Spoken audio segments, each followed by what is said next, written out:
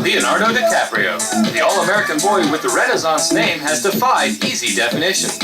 An intense and chameleon-like actor, Leonardo went into acting as a way to escape his impoverished childhood. It was by chance that he had a precocious talent. He never dreamed how well he would succeed.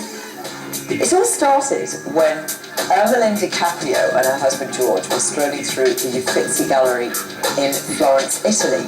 She was in front of a fantastic painting by Leonardo da Vinci when she suddenly received a swift kick from her unborn baby, and she took it as a sign.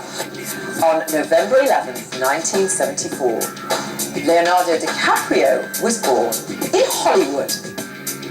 Leonardo's family was dirt poor, and this really motivated the young boy to get out of his meagre circumstances and do better in his own life. When he was just a little boy, Leonardo appeared on his own favourite TV show, Romper Room, and he was nearly kicked off the set because of his disruptive behaviour, something that was actually to show up later in life. The experience did nothing, however, to dampen his enthusiasm for acting. Acting is the only sure bet that I've ever had, the only thing that I've ever really known that I've wanted to do. And cut.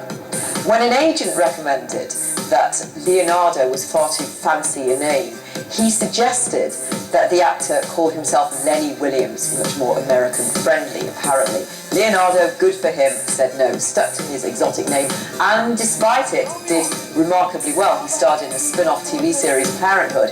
He appeared in only 3 episodes, but the word was already out. There was a new hot talent in town.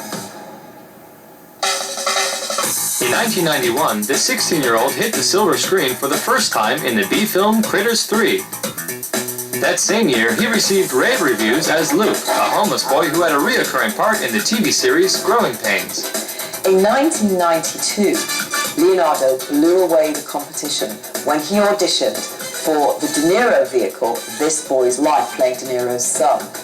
He was one of 400 boys who went for the role, including Tobey Maguire. Tobey actually was so terrified of starring opposite Robert De Niro that he froze completely in the audition.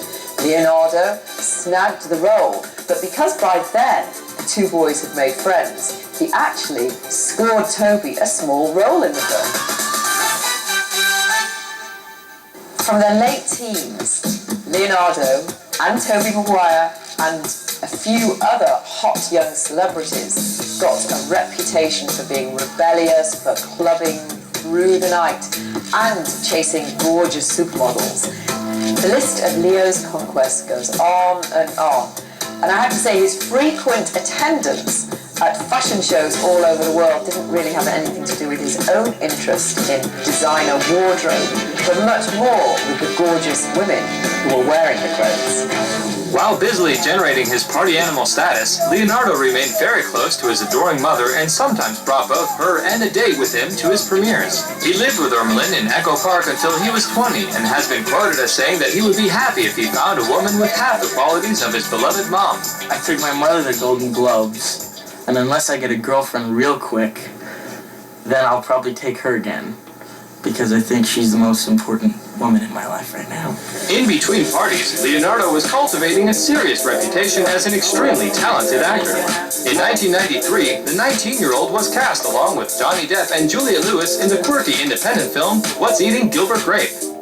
Leonardo positively disappeared into his character, the mentally handicapped Arnie, so much so that when they were looking through the shots, frame by frame, the director, Lasse Hallström, could never find anywhere at all where he dropped out of character, even after he called cut.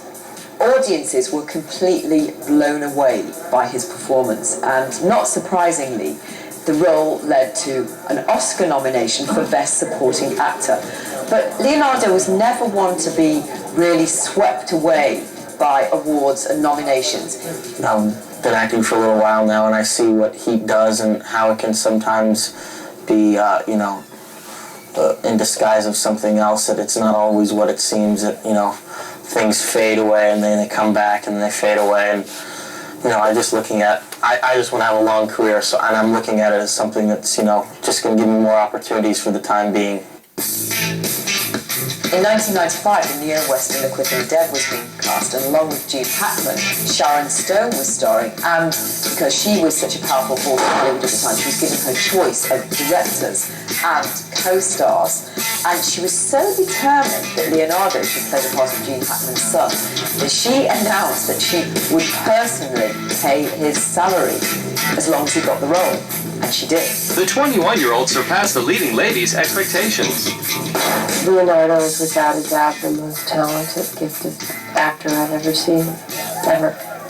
I've never seen anyone who has the gift that Leonardo has. He has this unbelievable ability to transcend all things. Leo got to lock lips with the gorgeous Sharon Stone. Admittedly, it was very brief, and it only took 2 takes. I'll tell you what it was. She shoots the guy, and then she grabs me by the neck and she goes, and like flings me off, sort of. It's not like a passionate thing by any means. And you know what? I was expecting a little more from old Sharon. Leo's 19, so it's a lot like kissing your arm. This was my first kiss of a 19-year-old. But with Leo, I sometimes sit and look at him because we've become good friends. He's a brilliant mind, just astonishing creativity, just way, way beyond what you can imagine someone who's been 17 years out of diapers to have any comprehension of. His sense of life and truth is really astonishing. While Leo was turned down for the part of Robin in Batman Forever in 1995, he got the thumbs up to play the main character in the dark and moody film version of Jim Carroll's gritty autobiographical novel, Basketball Diaries. A low-budget movie in New York.